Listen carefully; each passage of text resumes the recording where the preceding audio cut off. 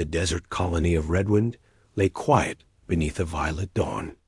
Thin winds ran over the metal roofs like whispered warnings, stirring the dust in long curls. The settlement had not known true peace for years, not since the roaming brigands of the ranges discovered that Redwind lacked military protection. Yet people still woke and worked each day. They scraped up enough water from the shallow wells, processed enough soil to coax green life from the greenhouse frames, and hoped the raiders would turn their attention elsewhere. Hope was thin, but hope was all they had. Among the workers was a man named Aaron. He was neither remarkable nor gifted with any genetic enhancements. He had no military training, no record of heroism, and no reason to believe his life would ever stand apart from the others in Redwind. He woke early each day and kept the machinery of the water recyclers running. He minded his work, kept his head down, and avoided trouble. The colony needed steady hands, not reckless ones, and Aaron understood that. Yet the desert did not respect the wishes of peaceful men. On the morning that changed everything, Aaron walked to the southern dehydrators with his toolkit slung over one shoulder. He crossed the dusty stretch between the workshop and the utility yard, squinting at the sun rising like a molten coin above the far dunes. The horizon shimmered with heat even in the early hours. The only sound was the faint hum of the generators in the distance. Then a different sound reached him, a sharp cry, high and panicked. Aaron froze. It came again, thin but urgent. A child's voice. He followed the sound to a stack of cargo crates near the boundary fence. There, crouched in a shadowed corner, was a small figure. A girl, no older than 5 human years by size alone. Yet her features marked her as not fully human.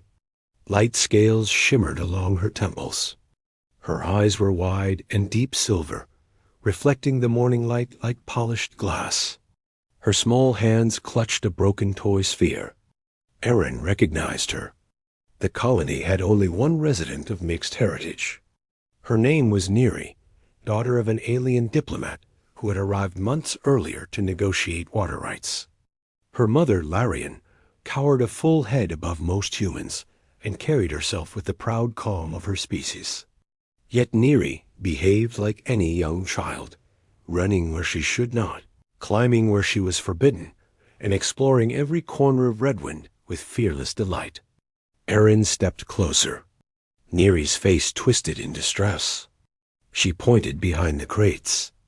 Aaron peered around. 3 raiders stood by the breach in the boundary fence. They had slipped in quietly. Their clothes were patchworks of desert fabric, armor plates, and metal scraps. Their faces were covered with cloth masks, but their intentions were clear. One carried a stun baton, another a hooked blade, and the third held a shock whip that buzzed menacingly. The raiders had cornered Neri. Aaron knew he should run for help. He knew he could not take on 3 armed men alone. But the girl was too close. They could harm her before he returned with anyone. And something inside him refused to let that happen. He stepped between the raiders and the child. His voice trembled, but he forced it steady. He told them to leave. They laughed, low and cold. The one with the whip took a step forward. Aaron did not back down. Fear churned in his stomach, yet he planted his feet firmly. He felt Neri clutch the back of his shirt, small fingers trembling. The raiders moved at once. The whip cracked across his shoulder. Pain shot through him like a streak of lightning. The baton connected with his ribs. The hook of the blade grazed his arm before he twisted away. He fought back with what strength he had, swinging his toolkit, blocking blows, and pushing the attackers away from the child behind him. He had no thought beyond shielding the girl. Every strike he took was a choice made in a fraction of a second, and he made the same choice again and again. Neri cried for him to stop. Her voice wavered with fear. Aaron ignored the pain spreading through his limbs. He lunged at the raider with the whip, knocking him off balance. The attacker stumbled, cursing, but the raider with the baton slammed its charged tip into Aaron's chest. His vision flared white. Air fled his lungs. He collapsed to one knee.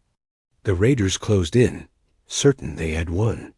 But the desert wind carried another sound, a roar, deep and resonant. It shook the air around them. Larion arrived.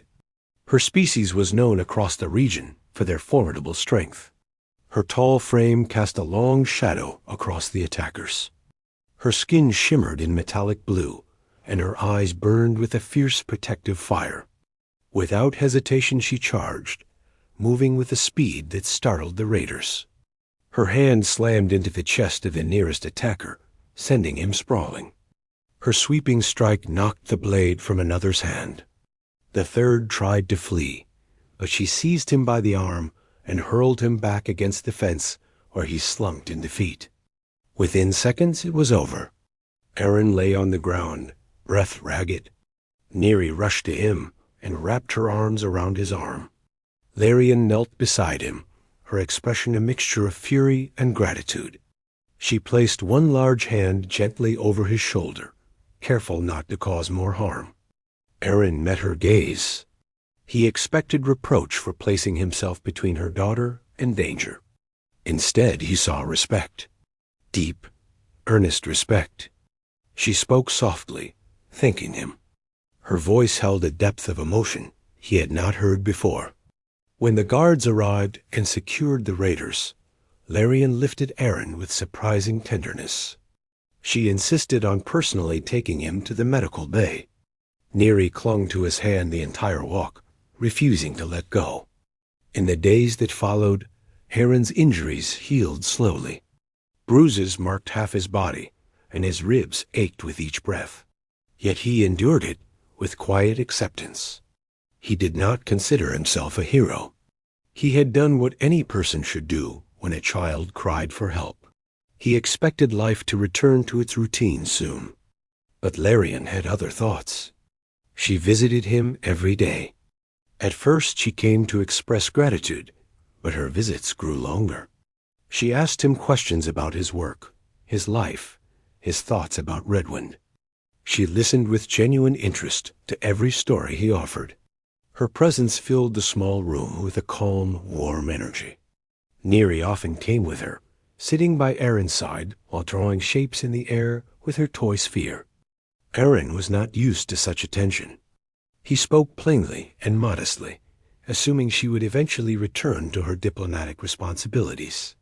Yet she stayed.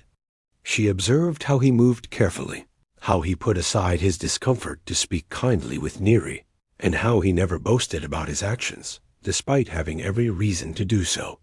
One evening, as the sun cast long copper shadows across the medical bay, Larion asked him why he had stepped into danger for her daughter. Aaron thought about it carefully. He said he had heard a child call for help, and that was enough. She studied him for a long moment.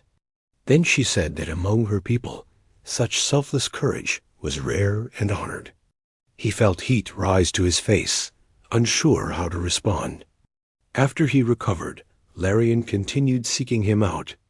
Sometimes she brought Neri to visit the greenhouse where Aaron worked. Neri bounced around the plants in excitement, while Larion watched Aaron adjust the nutrient lines with steady hands. Sometimes Larion asked for his input on matters concerning the colony's needs, valuing his practical understanding of life on the ground. Aaron found himself speaking more freely with her than he ever had with anyone. Rumors spread quickly across Redwind. People whispered that the alien diplomat had taken a special interest in the quiet mechanic. Aaron heard the talk and felt embarrassed, but he did not avoid Larion. She never pressured him. She simply stayed near, offering company that felt natural and easy despite their differences. One evening, as desert winds rattled the settlement walls, Larion invited Aaron to walk with her along the outer dunes. Neri remained in the care of a trusted attendant. The sky glowed with silver stars, brighter than Aaron had ever seen in any other place. Larion walked at his side, steps slow and measured. She spoke of her homeworld, of cities built into mountains, of rivers that glittered beneath crystal canopies. Aaron listened in quiet awe. Then she turned to him and spoke with careful clarity. She said her people formed bonds based on actions rather than appearance or tradition. She said that when someone placed themselves in harm's way for another, especially for a child, such an act carried immense meaning. She said she honored him deeply for what he had done. Aaron hesitated. He did not see himself as worthy of such recognition. He said he had simply done what needed to be done.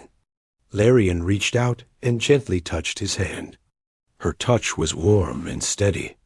She said that she wished for him to remain in Neri's life, to remain in her own life, not out of obligation, but out of respect and affection. Aaron felt overwhelmed. He knew life between species was often complicated. He feared he could not offer her what someone of her kind might expect. But Larion shook her head before he even spoke. She said she sought no grand gestures or titles. She said she only wished to share time with him, to learn from him, and to grow whatever bond had begun that day by the crates. He stood quiet for a long moment. The wind brushed across the dunes, carrying the scent of desert blossoms. Finally, Aaron answered. He said he would remain. He said he cared for Neri deeply and respected Larion more than he could express. And he said he wished to see where the bond between them might lead.